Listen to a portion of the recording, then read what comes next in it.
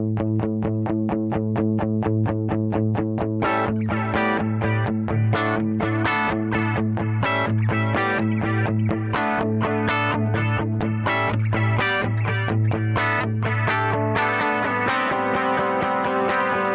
starting point in the futures industry was that I was wandering around Africa, having being brought up in the UK, was wandering around Africa when I ran out of money and fell upon, I was at a barbecue or a braai if you're South African, and ran into some guys who were starting a futures exchange, and they didn't really know what they were doing. So they said, "Oh, you're British, you must know how this works." In reality, my honest answer should have been, no, I have no idea what you're talking about, but I'd watched Trading Places with Eddie Murphy and I was desperate for a job. So I said, yeah, I can help you. So I became the second employee of a fledgling exchange and really grew with that over time. I ran this thing called the South African Futures Exchange, although I started as I say, the second employee and built it up with a team over time. Started off in very simple futures markets, 45-degree straight line risk, went on and developed options products. In our early years, we had one of our biggest banking groups collapse on the back of futures market trading. We had several really fascinating rogue traders involved in the market, which was utterly fantastic. We had a clearing member default, which is a very rare thing, those of you from LCH. We had a clearing member default 2.5 weeks after we opened the market, which was extraordinary. So we also got attacked, we got belittled, I got taken to court by the incumbent exchange. Really had great fun starting the market. And it was also during a very, very interesting time in South Africa, in the move from apartheid through to free and fair elections. And so we really felt we were contributing something to the economy. We were doing something worthwhile. At the same time, we launched agricultural futures later on, started with financials, went into agricultural. And there was an interesting example of me. I was running the financial side at that stage. This strange guy came along and said, agricultural futures, I think there's something in these. And this was at a time when South Africa had grain marketing boards. Agricultural produce was bought by the government and sold by the government. The cost of that transaction in maize, which is the main commodity in South Africa, was about 100 rands a ton. Now, 100 rands a ton, what does that mean?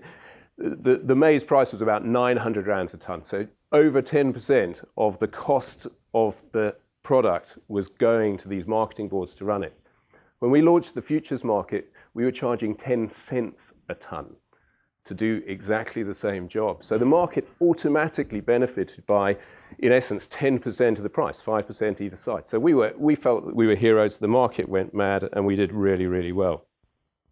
Early on, I also defended us against an aggressive takeover. So we had quite a lot of fun growing a market.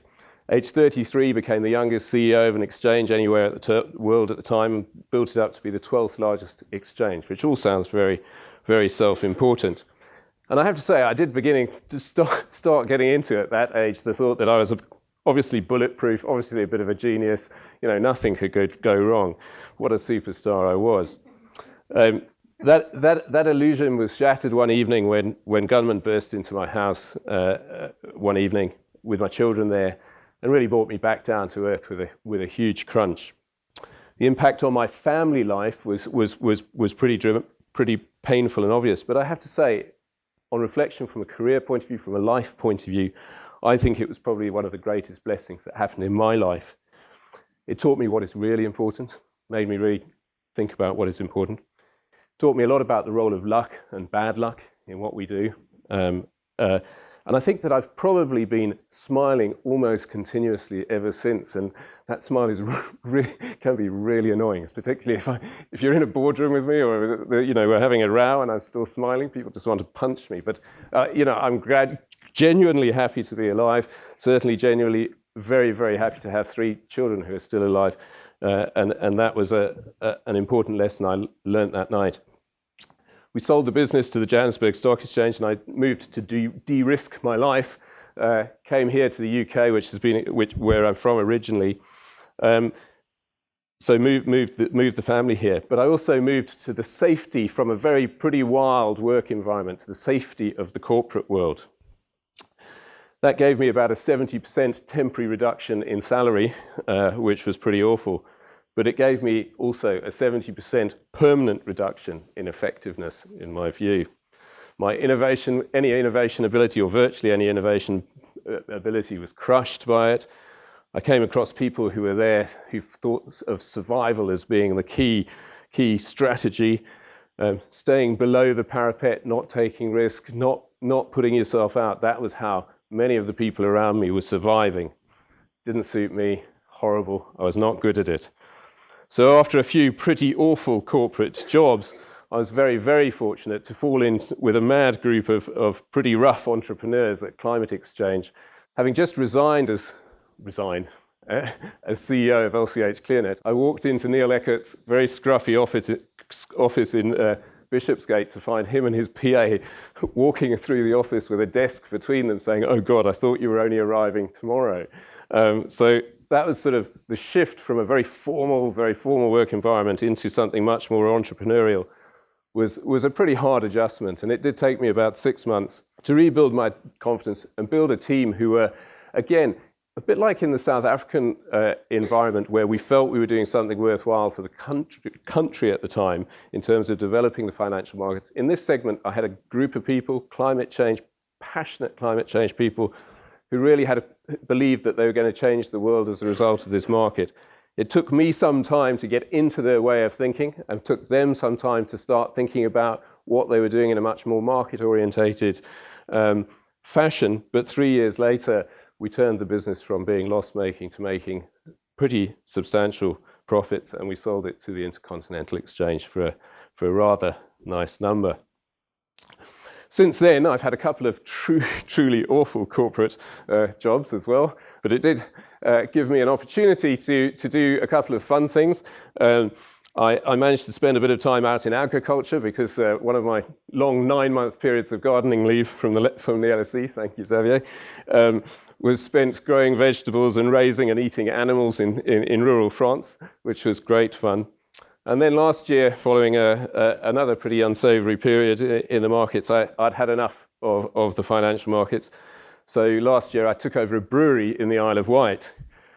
So that's definitely an upside of being in the industry I am. There's a couple of other upsides from my point of view, industry versus service, is that I'm dealing with a real product. That's really, really nice. If I can't sell it all, I can always drink it. That's really positive. What else can I think? On the negative side, I have to tell you, there's not much money out there in industry. So I have to say, when you've been a spoilt child of the financial markets and you've been able to be reasonably successful financially, doing it out in industry is a pretty tough ask. I had imagined that I'd get much greater satisfaction from being involved in industry. But as I say, I think that there are still opportunities in the financial sector. So what is it that's brought me back? I've actually just been presented with what I think is the biggest opportunity in my life so far in terms of the financial markets. I think that finance is changing. I think that the traditional methods of raising finance are changing. I think that some of the exchanges represented in this room and more broadly out on the street have intermediated themselves a very, very long way from the core communities that they were here to serve, set up to service. So I'm in the process of converting an old and admittedly pretty dreadful exchange platform, which ICAP bought a couple of years ago, into something much, much more dynamic. We're going to be involved in providing facilities which are less intermediaries. We're going to be really challenging the regulation. We're going to be dynamically working with both investors and issuers. We're going to be community building. Do you remember the old days of mutual exchanges? Community, where we all try and win, not just somebody wins.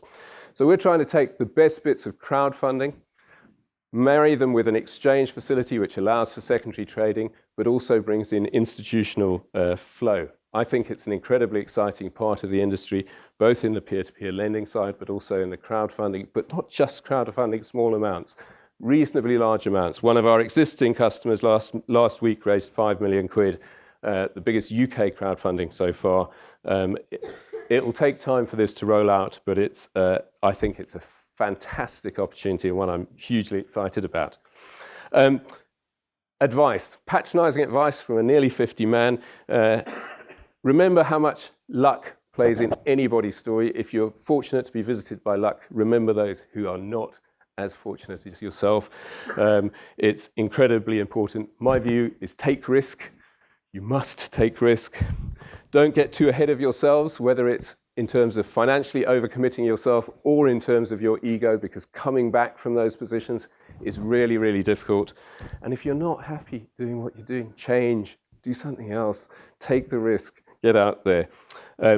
And lastly, very boringly, Gandhi, it's, be the change you want to see in the world. That's one of the things that keeps me running into work every day. Thanks for your time.